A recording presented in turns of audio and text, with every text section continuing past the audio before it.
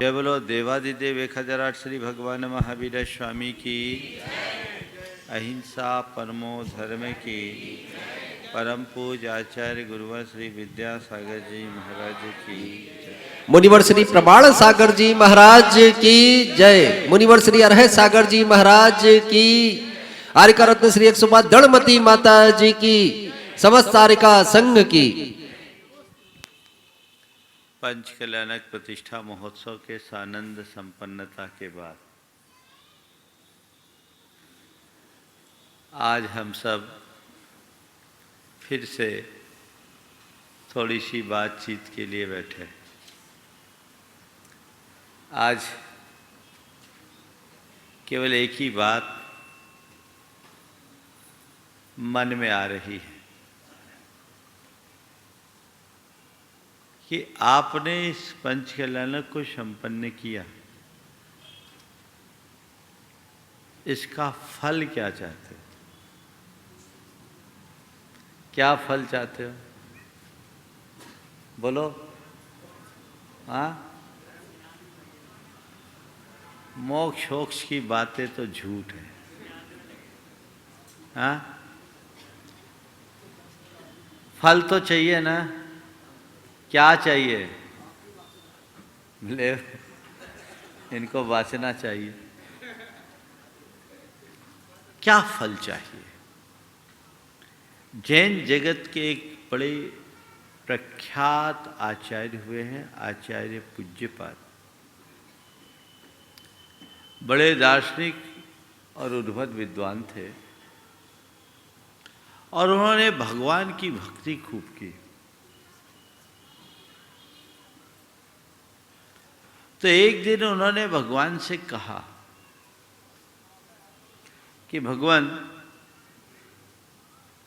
जब से मैंने होश संभाली, आपकी जी भर कर भक्ति की, जब से होश संभाला जी भर के आपकी भक्ति मैंने की है, अब आज उसका फल चाहता हूं। होश संभालने के बाद मैंने आपकी जी भर कर भक्ति की है, आज उसका फल चाहता हूं। भगवान ने पूछा, बोलो पूज्यपाद, क्या फल चाहते हो? ईमानदारी से बोलो। अचानक हमारे पास, आप तुम्हारे सामने भगवान आकर खड़े हो जाए और भगवान तुमसे पूछे कि मैं तुम्हारी सेवा से प्रसन्न हूं, बोलो क्या चाहते हो, तो क्या मांगोगे? क्या मांगोगे? बोलो तो। हाँ, बोल ही नहीं पाएंगे, सब भूल जाएंगे, तो फिर कुछ नहीं पाओगे। पर इतने बेवकूफ तो तुम लोग नहीं हो, मांगे बिना तो रहोगे नहीं। हाँ, क्या मांगोगे? आचार्य पूज्यपाद से जब भगवान ने पूछा कि क्या चाहते हो, तो पूज्यपाद आचार्य ने कहा, भगवान मुझे आपसे कुछ नहीं चाहिए, केवल एक चीज चाहिए। कुछ नहीं चाहिए, केवल एक चीज चाहिए। क्या चाहिए? तो उन्होंने कहा, आबाल्या जिन देव देव भवत श्रीपादयो सेवया, सेवा शक्त विनेय कल्पलतया कालोदया वद्गतः, ताम तस्या फलमर्थये तदधुना प्राण प्रयानच्छने, तन्नाम प्रतिबद्ध वर्ण पठने कंठोस्त्वकुंठो मम। भगवान, बचपन से मैंने जो आपकी सेवा की है, उसका फल केवल इतना सा चाहता हूं कि जब मेरे प्राण निकलने को हो, कुल इतना सा फल चाहता हूं कि जब मेरे प्राण निकलने को हो तो आपके नामस्मरण में मेरा कंठ अवरुद्ध ना हो, मैं आपका नाम जलते जपते इस शरीर को छोड़ूं।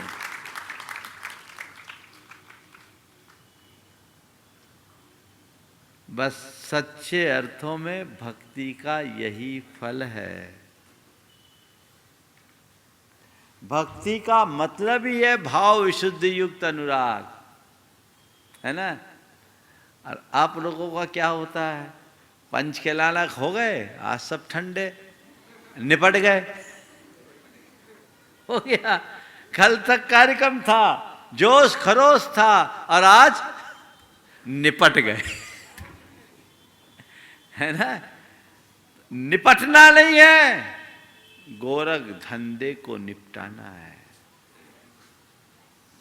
ऐसा नहीं है कि हमारे हृदय में भगवान के प्रति भक्ति नहीं है, लेकिन भक्ति तो है, पर जैसी भक्ति होनी चाहिए वैसी नहीं है।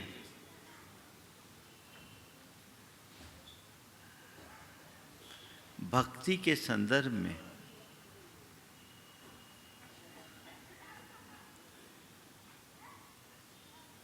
कुछ खास सूत्र आपको दे रहा हूं।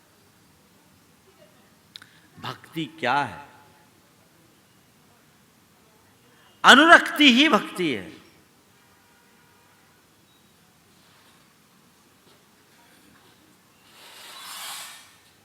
भक्ति परम प्रेम रूपा अमृत रूपा च। भक्ति क्या है? परम प्रेम स्वरूप है, अमृत स्वरूप है। प्रेम तो हर व्यक्ति के हृदय में किसी न किसी रूप में प्रकट होता है, पर वह प्रेम कब द्वेष में बदल जाता है पता नहीं चलता। होता है ना। हाँ, जब तक जिस किसी के प्रति तुम्हारे मन में प्रेम हो, वो जब तक तुम्हारे अनुकूल है तब तक तुम उसके लिए बिछ जाते हो, और थोड़ा सा प्रतिकूल हुआ, हाँ, तो मुंह फेर लेते हो, है ना। जैसे ध्वजा लहराती है ना, जिधर हवा उधर, ऐसे ही तुम्हारे मन का प्रेम है, कभी इधर कभी उधर। ये सांसारिक प्रेम है, इसे पामर प्रेम की संज्ञा दी जा सकती है, जो समय समय पर बदलता रहे, वो पामर प्रेम। लेकिन परम प्रेम जो केवल बढ़े घटे नहीं, जिससे पाने की कोई इच्छा नहीं और देने के लिए सर्वस्व समर्पण का भाव हो, वह परम प्रेम है। तुमने प्रेम तो बहुतों से रखा और रखा होगा, अपने प्रेम को तोलना। तुम जिनके बीच रहते हो उनका प्रेम तो पामर प्रेम है ही, पर प्रभु और गुरु से जो तुम्हारा प्रेम है वह भी प्रेम परम प्रेम के रूप में ढल रहा है या नहीं, ये जांचने की जरूरत है।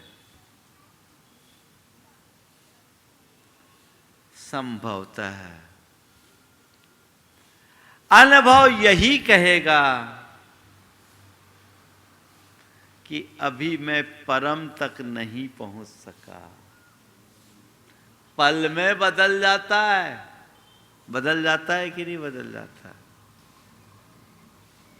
सच्चे अर्थों में देखा जाए तो भगवान के दरबार में जाने वाले लोग भक्ति से भरकर कम जाते हैं, भौतिक आकांक्षाओं से भरकर अधिक। भगवान के पास भक्त कम, भिखारियों की लाइन ज्यादा होती है ना। और वो भिखारी कुछ मंदिर के बाहर होते, कुछ मंदिर के भीतर। मंदिर के बाहर वाले भिखारी तो भिखारी के रूप में दिख जाते हैं, भीतर वाले भिखारी नहीं दिखते। और विडंबना देखो, बाहर बैठा भिखारी भगवान के नाम से तुमसे केवल 2-5 रुपया मांगता है, और भीतर जाने वाला भिखारी तो 10-20 लाख से कम की चाह नहीं करता है ना। भगवान बाहर के भिखारियों से ज्यादा तो उनको परेशानी नहीं होती हो, भीतर के भिखारियों से ज्यादा परेशानी है। और फिर भगवान उसकी पूर्ति भी नहीं करते। तुम भिखारी बन करके जाओगे, कुछ नहीं पाओगे, और भक्त बनकर जाओगे, समर्थ बन जाओगे।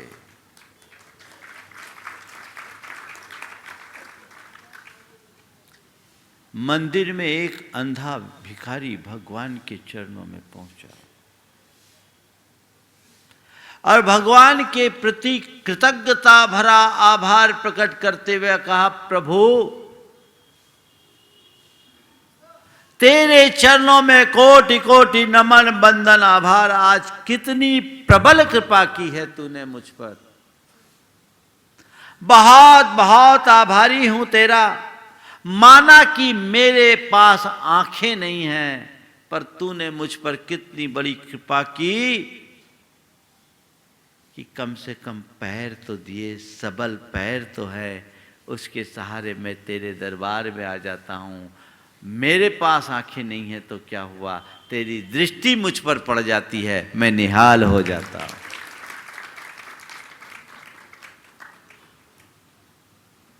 भगवान ने कहा, एक काम कर, तेरे पास आंखें नहीं है तो मेरी आंखें ले ले,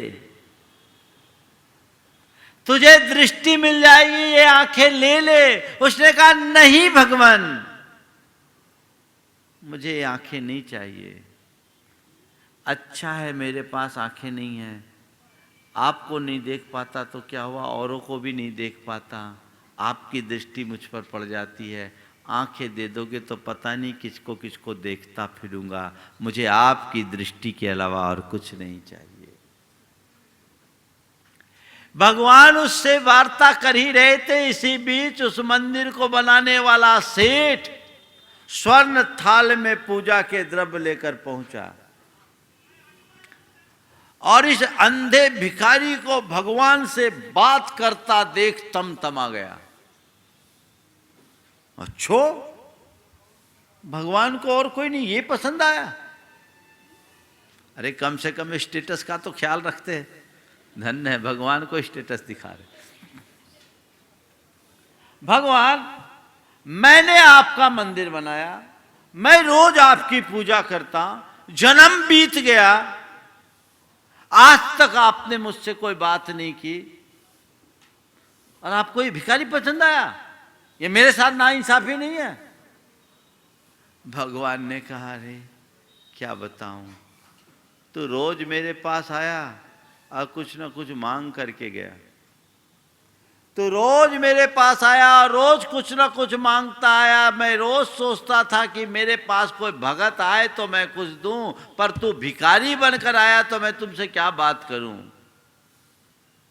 रोज तू कुछ कुछ मांगा, कुछ कुछ मांगा, कुछ कुछ मांगा, तो मैंने तुझसे बात करना उचित नहीं समझा। भिखारी को जैसे थोड़ा बहुत दे दिया जाता है उपेक्षा भाव से, वो तुझे मिल गया। पर तू जिसके विषय में कह रहा है कि आपने उससे क्या बात, क्यों बात की, बताऊं? एक लंबे अरसे के बाद मेरे पास कोई मेरा भगत आया तो बात किए बिना मेरा मन कैसे रहेगा। ध्यान रखना, तू तो भिखारी बनकर आया, रोज मांगा, और ये ऐसा भगत है कि मैं इसे दे रहा हूं तो भी इनकार कर रहा है।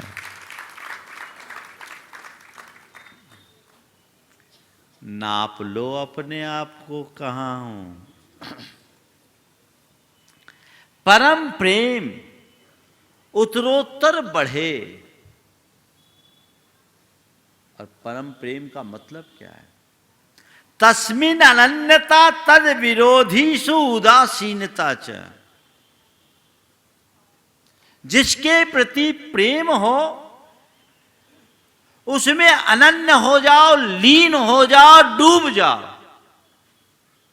और उसके विरोधी हो उससे उदासीन हो जाओ। अब भगवान से प्रेम तो उसमें लीन हो जाओ, डूब जाओ, और जो भगवान से विरोधी है उनसे दूर हो जाओ, उदासीन हो जाओ। और करते क्या है? भगवान से उदासीन और विरोधी के साथ लगाओ। तस्मिन अनन्यता, अनुराग बढ़ाओ।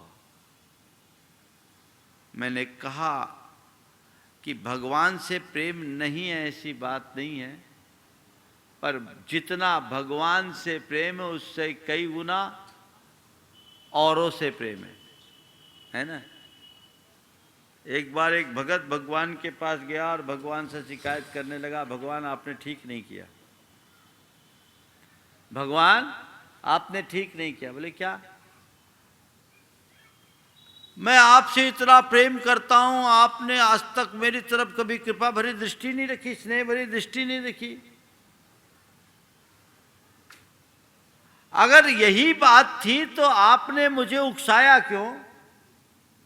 ये एक तरफा प्यार ठीक थोड़ी है। पहले ही रोक देते मैं रुक जाता। आपको भी मुझसे प्रेम करना चाहिए था। भगवान ने कहा, देख भाई, मैं तेरे से प्रेम करने को राजी हूं, मैं तेरे से प्रेम करने को राजी हूं, पर मेरी एक कंडीशन है। मैं तेरे से प्रेम करने को राजी हूं, पर मेरी एक कंडीशन है, तू तय कर ले कि तू केवल मुझसे प्रेम करेगा और किसी से नहीं करेगा। मुझे छोड़कर तू और किसी से प्रेम नहीं करेगा, तब मैं तुझसे प्रेम करूंगा। भगवान आज भी अपना ऑफर दिए हुए, उनका ऑफर अभी खड़ा है, पर वो कंडीशन पूरी नहीं हो पा रही है। यही हमारी दुर्बलता है। और जब तक ये दुर्बलता दूर नहीं होगी, हम उनमें अनन्य नहीं हो पाएंगे, लीन नहीं हो पाएंगे। उनके विरोधियों से उदासीनता,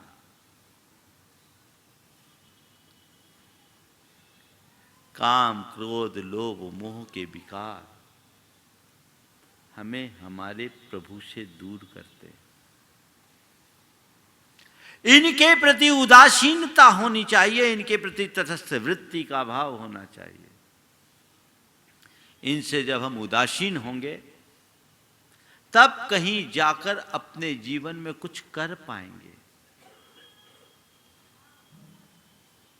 ये हमारे अंदर दृष्टि जगे, भावना ये बनाए कि हमारी भक्ति बढ़े। अंतिम बात करके आज अधिक विस्तार न देके संक्षेप में बात पूरी करूंगा।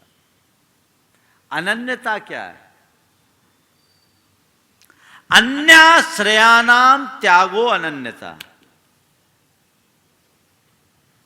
अन्य आश्रय के त्याग का नाम ही अनन्यता है। बस एक को पकड़ लो, सब काम हो गया। तुम लोग क्या करते हो? 70 मड़िया पूछते हो, एक आश्रय ही नहीं है। अन्यथा शरणम नास्ति तमेव शरणम मम। जिस दिन ये मनोभाव जग जाएगा, समझना भक्ति का चरम रूप आ गया।